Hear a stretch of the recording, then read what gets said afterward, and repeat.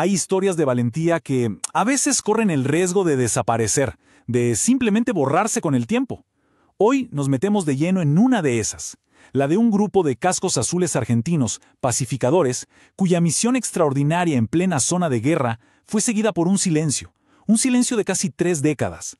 Pero esta es una historia que por suerte se negó a ser olvidada. Y esta frase lo resume todo. Es el corazón de lo que vamos a contar. Imaginen la distancia enorme entre la misión de paz que ellos esperaban y la cruda, durísima realidad que terminaron enfrentando. Una realidad que casi se pierde para siempre en la historia. Bueno, para entender todo esto, tenemos que viajar en el tiempo. Vámonos a 1995, a la antigua Yugoslavia. Es justo ahí donde el Batallón Ejército Argentino 7, más conocido como el BA-7, fue desplegado en lo que se convertiría en una de las misiones más complejas y desafiantes que hayan enfrentado las fuerzas argentinas. Lo que vivieron fue, de verdad, una cadena de eventos sin precedentes. No es solo que les cambiaron el mandato en pleno despliegue, algo totalmente inédito, sino que de un día para otro se encontraron en medio de una ofensiva militar a gran escala. Y ahí, en medio del fuego, se convirtieron en mediadores y ejecutaron una de las evacuaciones humanitarias más críticas de todo el conflicto. ¿Y esta cifra? Esta cifra es realmente impactante. Durante esa misión humanitaria, la Operación Pasaje Seguro, el batallón organizó y protegió la evacuación de más de 4.000 refugiados civiles serbios. Pensemos en lo que significa: hombres, mujeres, ancianos, niños, gente que lo había perdido absolutamente todo. Fue una proeza logística y sobre todo humana, en medio del caos total. Y acá es donde la historia se vuelve piel. Esto nos muestra el rostro más humano de la guerra. Esta no es una estadística, es la voz de una refugiada, transmitida por una de las enfermeras argentinas. No eran solo números en un informe, eran vidas destrozadas, y estos soldados fueron los testigos directos de ese dolor. Pero después de estos hechos históricos, después de este servicio increíble a la humanidad, su historia pareció desvanecerse. Al volver, se enfrentaron a un enemigo muy diferente, uno mucho más silencioso: el olvido.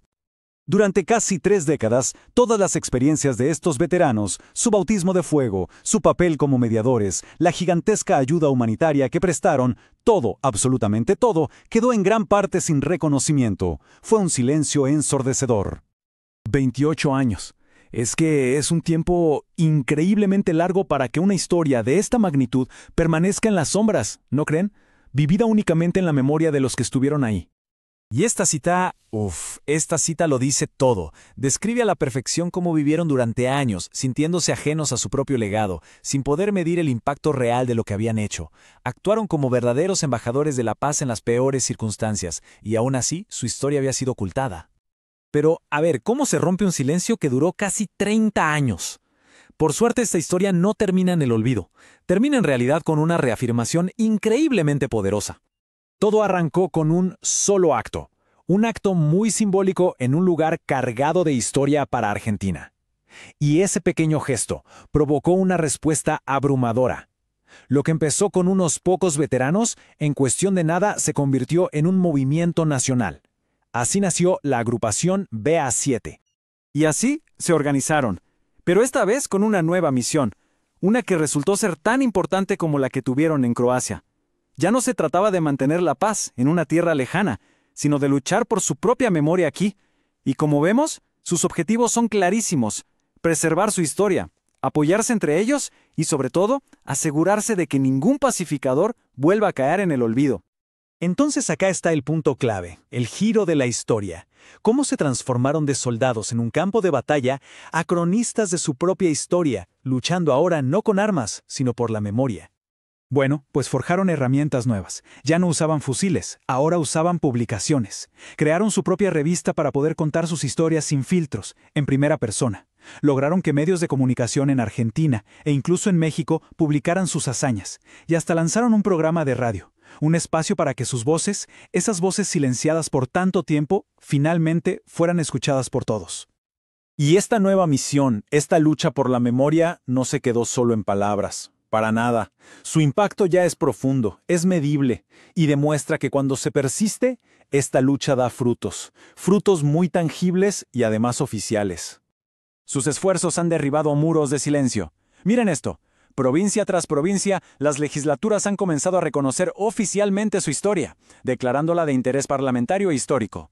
Su relato está saliendo de las sombras para entrar por fin en los registros oficiales de la nación. Esta imagen lo resume perfectamente. Ilustra su viaje de una manera brillante. Han transformado esa experiencia lejana en una misión cívica en su propia casa. Ya no solo mantienen la paz entre naciones, ahora construyen puentes.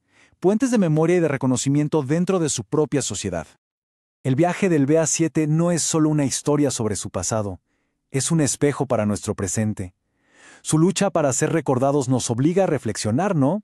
Nos deja con una pregunta poderosísima sobre las historias que elegimos celebrar y aquellas que, por indiferencia, dejamos que se desvanezcan. La memoria, al final, no es algo pasivo, es una decisión activa que tomamos todos los días.